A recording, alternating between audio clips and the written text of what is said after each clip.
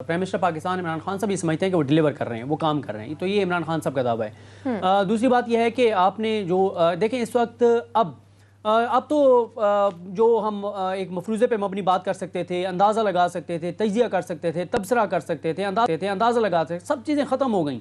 अब तो तबले जंग बज चुका है, अब तो उल्टी गिनती शुरू हो चुकी है।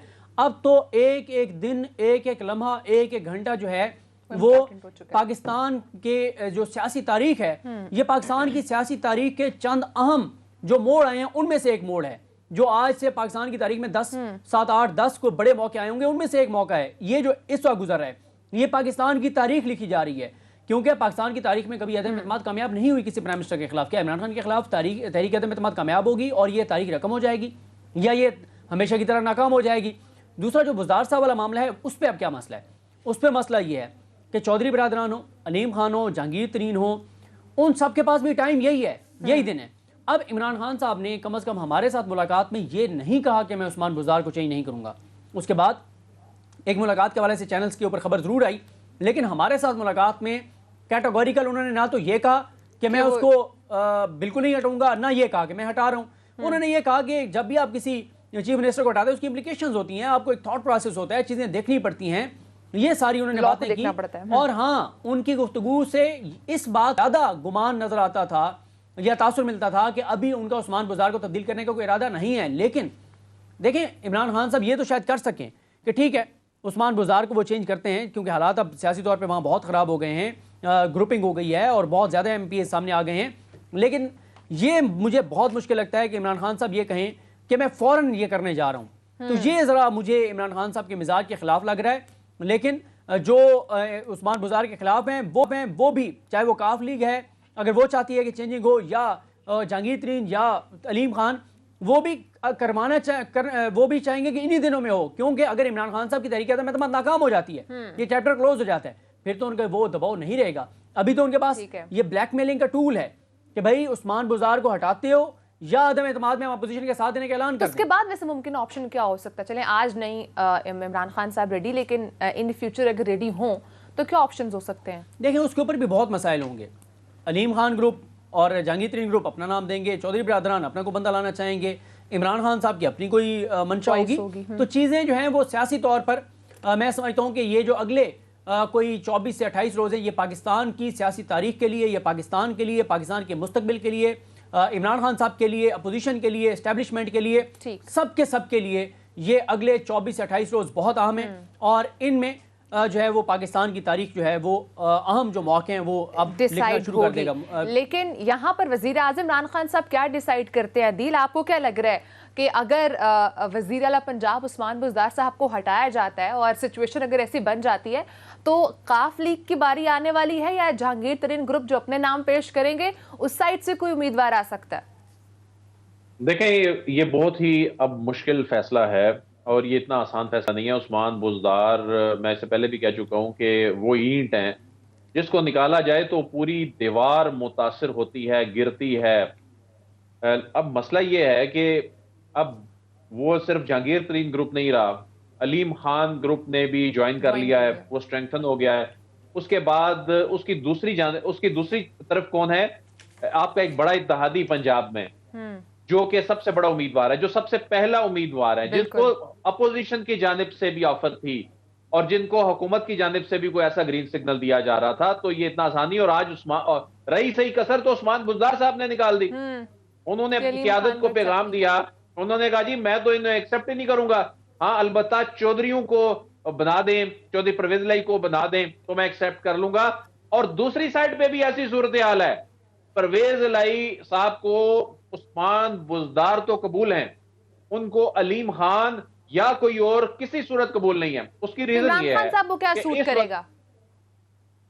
देखें, इमरान खान साहब को तो सूट इस वक्त पंजाब में तब्दीली करेगी। उसकी रीजन यह है कि वफाक में तब्दीली से बचना है तो पंजाब में तब्दीली तो लानी पड़ेगी। उसकी रीजन यह है कि पार्टी के अंदर भी अब जो इस वक्त आवाजें उठनी शुरू हो गई हैं, इन आवाजों को अगर रोकना है और इनकी अगर कोई बगावत रोकनी है, पंजाब में तब्दीली तो लानी पड़ेगी। ये तब्दीली बहुत पहले ले आनी चाहिए थी, क्योंकि उस्मान बुज़दार वो सिलेक्शन थी जिसको खुद पाकिस्तान तहरीक इंसाफ के अपने लॉयल और पुराने वर्कर्स भी उनको हजम नहीं होता, वो ये नहीं मानने को तैयार। देखें, इसमें कोई शक नहीं, उन्होंने काम किए होंगे, इमरान खान के विजन की रोशनी में बड़े अच्छे काम किए हैं, लेकिन उनका कंपैरिजन अगर माजी में परवेज लाई साहब की वजारत आला के दौर में किया जाए या शहबाज शरीफ के वजारत आला के दौर से किया जाए तो चीजें बड़ी डिफरेंट हैं। और इसमें भी कोई दूसरी राय नहीं है कि उस्मान बुज़दार साहब, जिस तरह के आज इमरान खान साहब ने भी कहा कि वो मीडिया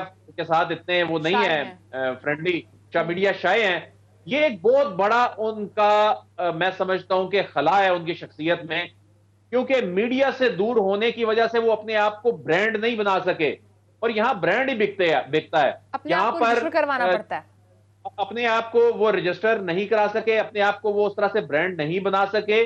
तो बहरहाल एक सिर्फ यही बात नहीं है, मसाइल भी बहुत थे, गवर्नेंस के मसाइल भी पंजाब में बहुत ज्यादा हैं। फिर पंजाब का जो मॉडल इमरान खान साहब लेकर आए, देखें ये समझने की बात है, क्या इमरान खान साहब खुशी से उस्मान बुज़दार साहब को लेके आए थे? उस वक्त भी इन्हीं साजिशों ने सर उठाया था, उस वक्त भी जहांगीर तरीन ग्रुप, उस वक्त भी अलीम खान ग्रुप एक्टिव था, उस वक्त भी कहा गया थी जनूबी पंजाब से नाम होना चाहिए। फिर इमरान खान साहब को मजबूरन ये नाम लेकर आना पड़ा, और उसके बाद इमरान खान साहब के पास कोई ऑप्शन नहीं था कि वो उनको थपकी देते, बार बार उनकी हौसला अफजाई बनाते, क्योंकि उन्हें भी अंदाजा था कि अगर उस्मान बुज़दार नहीं है तो किसी ताकतवर शख्सियत को यहां लाकर बिठाएंगे तो उनका तो मॉडल वो डिस्टर्ब हो जाना था। मॉडल क्या था कि वफाक से बैठ के आपके पंजाब को चलाया जाए, वहां की ब्यूरोक्रेसी जो है वो रिपोर्ट यहां करती थी, तो वो तो मॉडल ही ऐसा बनाया गया था। वो मॉडल के बहुत सी मसाइल भी थे, मजबूरियां भी थी, आप देख लें। अब उस वक्त अगर इन लोगों को वजारत आला दी जाती, ये जो तगड़े लोग हैं ये आज क्या कर रहे हैं, अगर ये वजीर आला उस वक्त बन जाते हैं तो फिर बाद में ये क्या खान साहब के साथ या तहरीक इंसाफ के साथ सलूक करते।